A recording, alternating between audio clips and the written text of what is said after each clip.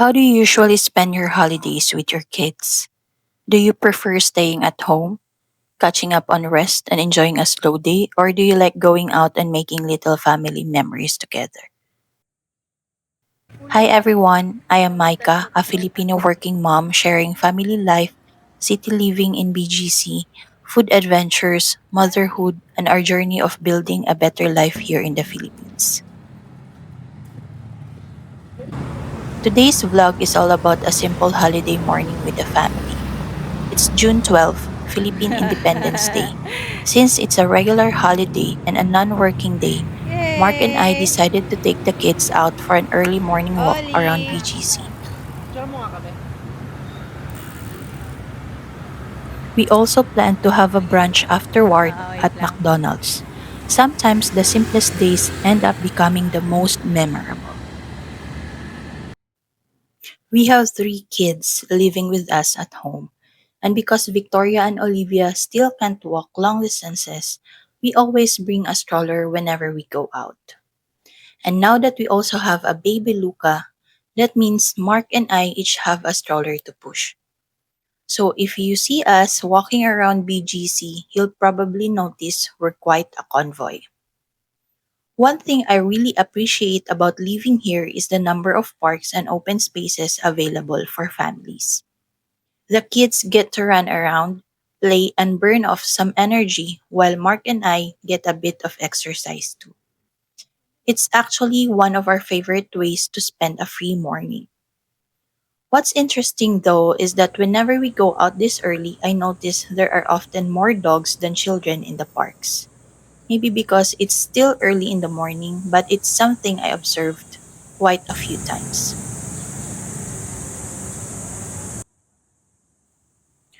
While we were walking, we met a woman who looked to be in her late 50s or early 60s. She smiled the moment she saw our children and excitedly told us how happy she was to finally see kids around. That brief interaction stayed with me because it reminded me of something I've been reading about recently. The Philippines is actually experiencing a significant decline in birth rates. According to the latest National Demographic and Health Survey, total fertility rate has dropped to 1.7 children per woman. That's a huge change compared to the early 1990s when the average was more than 4 children per woman. What's even more notable is that 1.7 is already below the replacement level of 2.1 children per woman, which is generally needed to maintain a stable population over time. Of course, there are many reasons why fewer people are having children today. The cost of living continues to rise, housing is expensive, education costs a lot, healthcare costs a lot. Many young adults are focusing on their careers, financial stability, and personal goals before starting a family. Others simply chose not to have children, and that's completely their decision. Family planning today is very different from previous generations.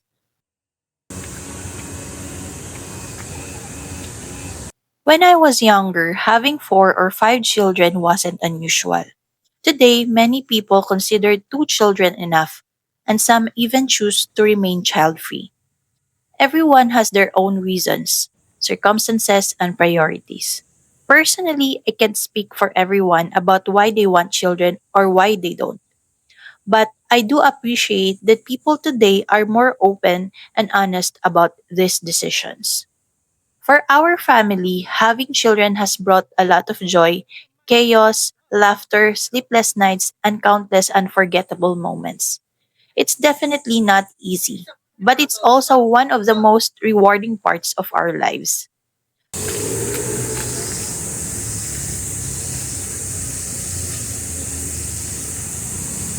As for the long term effects of declining birth rates, experts often point to an aging population, fewer workers supporting the economy, and increasing pressure on healthcare and social services in the future. Of course, that's a much bigger discussion for another day. Going back to our morning walk, the kids were having a great time.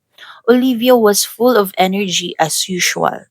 She wanted to run around, explore every corner, and play with everything she could find. Victoria also wanted to explore a little bit, but unlike Olivia, she was much more relaxed and careful.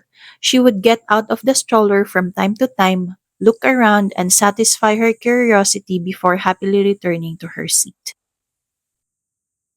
There's Luca, who spent most of the morning sleeping peacefully in his stroller, completely unaware of all the excitement happening around him. Every child really has their own personality. And just like that, we made our way to McDonald's. If you have multiple kids, then you probably know that eating out can be a little chaotic. Everyone wants something different. Someone suddenly needs to use the restroom. Someone spills a drink.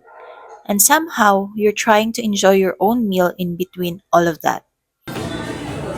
Kainom ka na?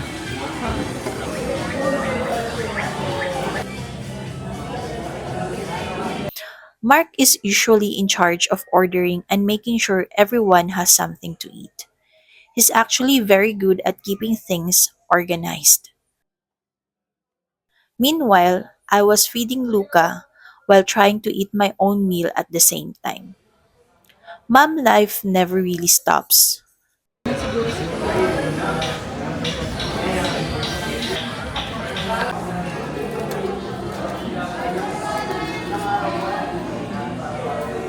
After our walk, I was honestly exhausted, but in a good way. The kind of tired that comes from spending quality time with your family.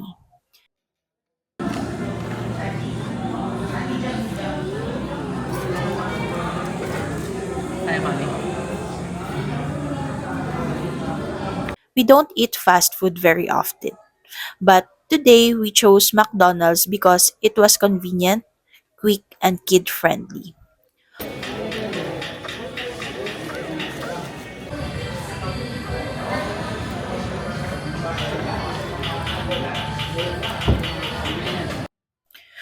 With hungry children, speed becomes a major factor.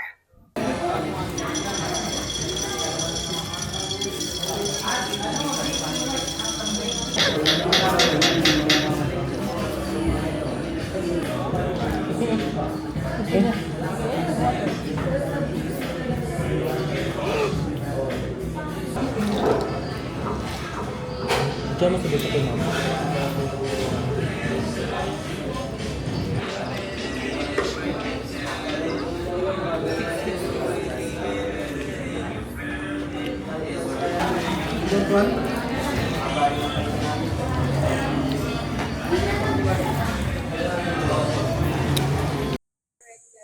After brunch, we decided to head back to the condo.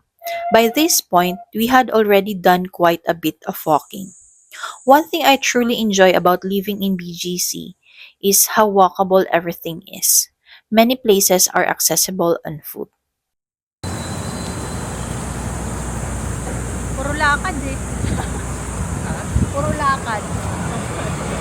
Whether it's a park, a restaurant, a coffee shop, a grocery store, or a mall, we can usually get there without needing a car.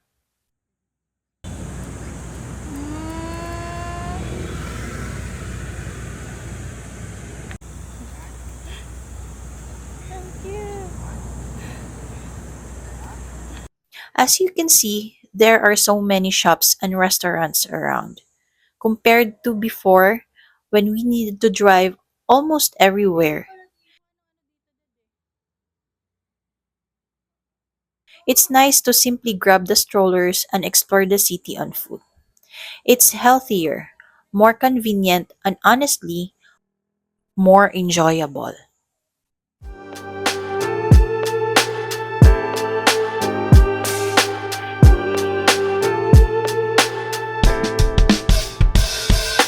Writing in the margins of my mind mind all day. Sipping herbal in the morning just to feel okay. Had a dream I was water just flowing through space. Till I landed on the record that my grandma would play. Talk sweet like jazz in the park after rain. What the grass smell green and the air feels sane. Put the phone on mute, let the silence explain. I don't need much, just a book in the brain.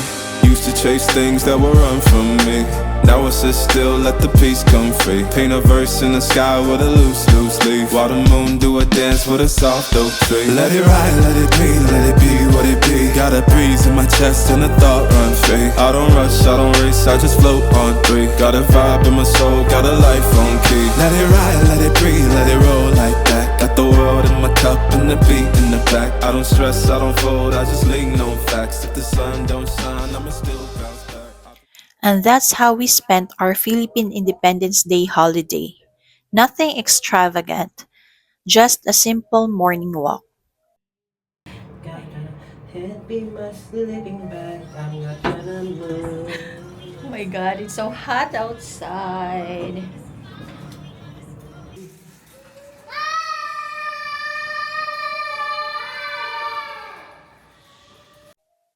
Sometime at the park, brunch with the kids, and a lot of family moments in between.